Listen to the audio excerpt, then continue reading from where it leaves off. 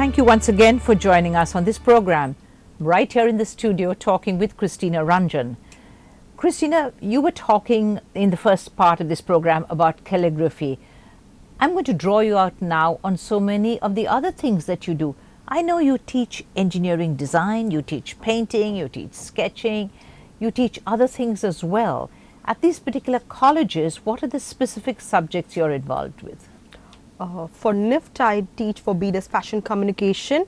I teach technical drawings and graphical representation. For the other design schools, I teach interior design. Okay, so which of all these things, I mean, I know you talked about calligraphy. So what about these other arts and crafts that you're teaching? I mean, do you have an interest in those? Who taught you? When I was a child, I was interested in a lot of arts and crafts. So my father hired a private tutor to come and teach me all personalized classes. So I was learning a lot of classes, right from calligraphy, different types of painting, sketching in a very structured manner. Right. Do you like teaching, Christina? Yes. Really? It's been my passion right from the time I started my schooling. Doing my LKG, I would say I wanted to become a teacher. Really, this is very interesting comment, because you have a lot of students who are way older than you. Take me for example, and yet I think you deal with people very well. Do you think that's one of the real requirements to be a success as a teacher? Yes, the real requirement to be a good teacher is knowing the subject very well, which we don't see very often nowadays. So if you're very well versed in the subject, or if you're learning a lot of new things from the subject, it's not necessary that we should just learn the subject and leave it off and then just do it, rather than keep the minds open and learn new things so we can be a good teacher. Right. In terms of craft, now for instance, I know you teach many different things in craft, but do you find that people here in Chennai at least are interested in any one specific form of craft? People in Chennai want to do a lot of crafts, but they don't want to spend lot on crafts. So most of them, they want to do card making, but in a very least expensive manner. Right. Do you find that a lot of people come to you, they learn something and then they want to go away and teach it themselves? Yes, that happens. But always the original is better. Right. But I know that you yourself never stop learning yourself, because you're going and doing all sorts of other courses yourself. So in a way, you're kind of honing up your skills all the time. Yes, I keep myself updated, and there'll be something or the new things coming up in my studio now and then, new courses. Once in 2 months, there'll be some new courses from the West. So all available in Chennai. You've just recently opened your own studio, and you've called it quite aptly Christina's Art Studio. Tell me how your studio is doing. Does it make a lot of money? I have some good people coming and learning in who are focused, I would say. I don't have people who just want to learn something and walk away with that just for time pass. I don't have that kind of crowd. I have a set of people who are coming there to me. For instance, you want to know more about calligraphy. So it is on people who really want to learn crafts, who really want to learn arts in a very structured manner, with the right materials, with the right resources and everything. Right. You teach so many other things. I know I've seen you doing cushions and embroidery and all kinds of different things. I often wonder when I see you at work, where do you have time, Christina, to do so many things, to teach so many things, to have learned so many things? How do you manage that? Sometimes I'm very lazy. No, I don't believe that. No. Nobody believes that except my mother. So I'm very lazy at times, but I manage. I love to do all these things, so I do manage my time very well. But you're constantly learning. So when you go into learning something new, do you learn that with an eye on the future, that one day this is something I will teach? When I learn something, I first think that I have to master it very well. Then I think whether I have to teach or not, that's a later call. The first thing is I first learn, and then I practice, I master it. That's my first thing. There are so many arts and crafts that I have learned it and I have only practiced for so many years before I started taking a class.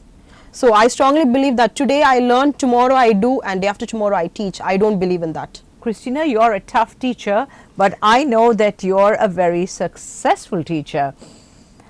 When people come to you, Do you find that they keep coming back for more? I mean, a more advanced class, a different, a different font in calligraphy. How does it work? Do you encourage people to keep coming back, or do you find that they come back on their own accord? Most of the times they come back on their own. I don't force anybody to join another class, and whenever they say that, there are some people who will come and tell me I want to do 3 courses together, I always tell them take first course, do it properly, and if you like the second one, you go ahead with the second one. So I don't force anybody to take 2 courses at the time at all, at anyways. Right. Ideally, how many students do you have per time at any one class? Maximum 7 to 8. Do you find that that's a number you can deal with, cope with? It's not like that. It's the number I can deal with. I can deal with 30, but how much individual attention I can give. It's not that I just teach something and I walk out. So how much you learn from it is very important. I have learned it, so it's easy for me to deliver, but you're learning something new. So I think individual attention is required for everybody in different things. Right. I read a lot about you in the newspapers, Christina. Apart from knowing you, of course, you're almost constantly in the newspapers. There's always a little article about you, about your skills, about what you're teaching, about the classes you're having. You've become pretty famous, I would say, with your arts and crafts.